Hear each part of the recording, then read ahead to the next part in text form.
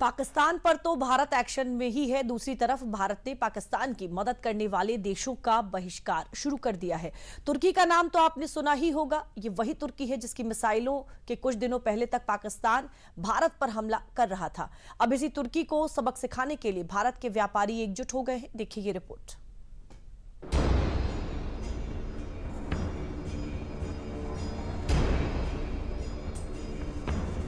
अंतर्राष्ट्रीय व्यापार में कहते हैं कि अगर आपकी सोच सीमित है तो आपके व्यापार का आसमान भी उतना ही सीमित रहेगा।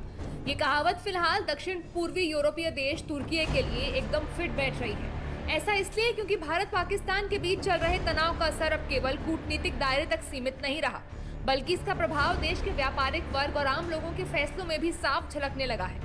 दरअसल तुर्की के पाकिस्तान का खुलेआम समर्थन करने के बाद देश भर में तुर्की से आयात होने वाले सभी सामानों का बहिष्कार किया जा रहा है।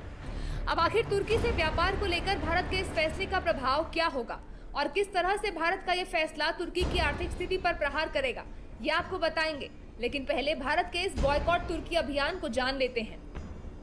भारत ने तुर्की से सभी व्यापार को बंद कर दिया है। भारत के व्यापारियों ने तुर्की से आयातित सेब बेचना पूरी तरह से बंद कर दिया है। इक्सिगो और ईज माई ट्रिप जैसे कई प्लेटफॉर्म तुर्की की फ्लाइट्स और होटल बुकिंग्स को सस्पेंड कर रहे हैं। भारत ने तुर्की से मार्बल का आयात बंद कर दिया है। पूरे देश में बॉयकॉट तुर्की अभियान ने जोर पकड़ लिया है। व्यापारियों का कहना है कि अब भारत में तुर्की का कोई भी सामान आयात नहीं किया जाएगा। ऐसा इसलिए क्योंकि तुर्की ने पाकिस्तान के आतंक का साथ दिया है। बहुत सारा राजस्व भारतीयों की वजह से तुर्की और अजरबैजान को मिलता है। हम अब क्योंकि उन्होंने पाकिस्तान का समर्थन किया है, तो कोई भी पाकिस्तान का समर्थन करेगा तो भारत के व्यापारियों का प्रेम उनके साथ नहीं हो सकता। इसलिए हमने पूरे देश के व्यापारियों से और लोगों से आग्रह किया है कि अब वो समय आ गया है जब इन दोनों देशों को सबक सिखाया जाए और तुर्की और अजरबैजान की यात्राओं से का पूर्ण रूप से बहिष्कार किया जाए।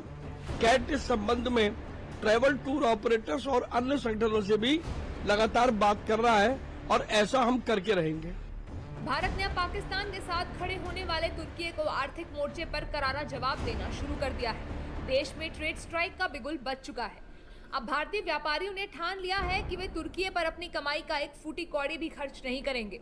तुर्की को लेकर भारत की आवाज इसलिए गूंज रही है क्योंकि भारत के खिलाफ पाकिस्तान की लड़ाई में तुर्की ने पाकिस्तान के आतंक का साथ दिया है। उदयपुर जो है एशिया की सबसे बड़ी मार्बल निर्यात की मंडी है और हमने सर्वसम्मति से जो सभी यहाँ के सदस्य उन्होंने एक निर्णय लिया है कि टर्की ने जो भारत विरोधी गतिविधियाँ और पाकिस्तान के हक में जो भी कदम उठाए हैं उसके लिए हमने यहाँ पे जो भी टर्की से आयातित माल जो भारत के अंदर आता है उस पर रोक लगाने का एक निर्णय लिया है और हमारे सभी सदस्यों ने इसे सर्वसम्मति से स्वीकार किया है।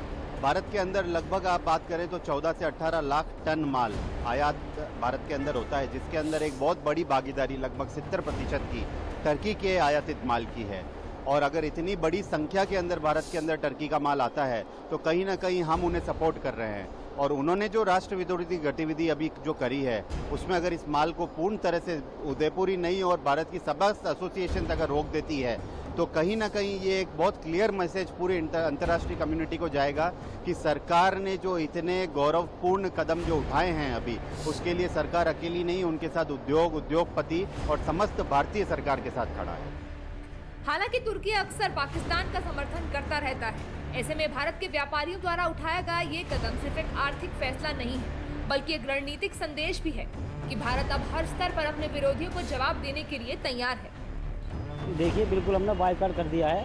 तुर्की के किसी भी जो है प्रोडक्ट है, सेब थे, बाकी और फल आते थे वहाँ से जो भी है, क्योंकि तुर्की ने जो है पाकिस्तान में जो है साथ दिया है। और जो है कितना माल तुर्की का आप लोग काफ़ी माल आता था जी, ये हज़ारों करोड़ का माल आता था यहाँ पे हिंदुस्तान में। उनका जो व्यापार होता था हज़ारों करोड़ से होता था वहाँ का, इसलिए वहाँ का सब बायकॉट कर दिया है। पूरे देश में #बॉयकॉट तुर्की अभियान शुरू हो गया है।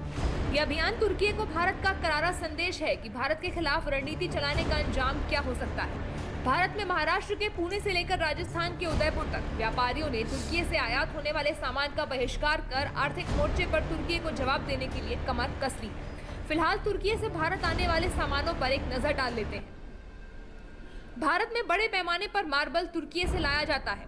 भारत में आयात होने वाले मार्बल का 70% तुर्की से ही लाया जाता है। तुर्की से लगभग 1,29,882 मीट्रिक टन सेब का आयात किया जाता है। इसके अलावा भारत में तुर्की से कालीन, फर्नीचर, हाथ से बने सजावटी सामान आते हैं। वहीं फैब्रिक में सिल्क, लिनन, जैतून का तेल, सूखे मेवे, चेरी, मसाले भी मंगाए जाते हैं। इंडस्ट्रियल मशीन, निर्माण उपकरण और कृषि उपकरण भी तुर्की से लाए जाते हैं। वहीं भारत तुर्की को मशीनरी, लोहा इस्पात, तिलहन और कीमती पत्थर जैसे उत्पादों का निर्यात करता है।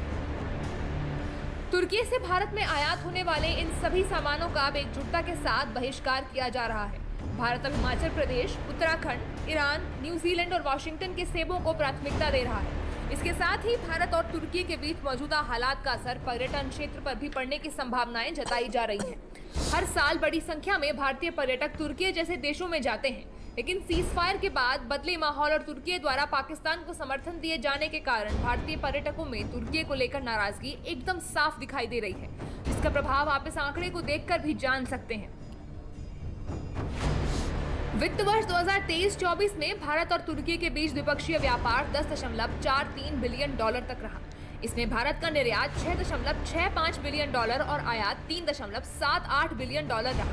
लेकिन फरवरी 2024 से फरवरी 2025 के बीच दोनों देशों के व्यापार के आंकड़ों में स्पष्ट गिरावट देखने को मिली।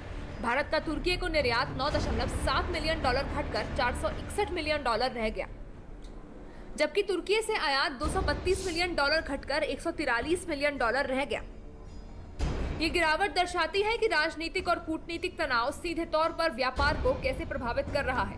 भारत में तुर्की के खिलाफ उठ रही इस आवाज से अगर तुर्की से आयात बंद हो जाएगा तो स्वाभाविक रूप से भारत में उत्पादित मार्बल की मांग बढ़ जाएगी और इससे न सिर्फ देश की अर्थव्यवस्था मजबूत होगी, बल्कि स्थानीय खनन और निर्माण से जुड़े हजारों लोगों को रोजगार मिलने की भी संभावनाएं जताई जा रही हैं। भारत के व्यापारियों के ये फैसले दुश्मनों के लिए एक रणनीतिक संदेश है कि भारत अब अपने विरोधियों को हर स्तर पर जवाब देने के लिए तैयार है।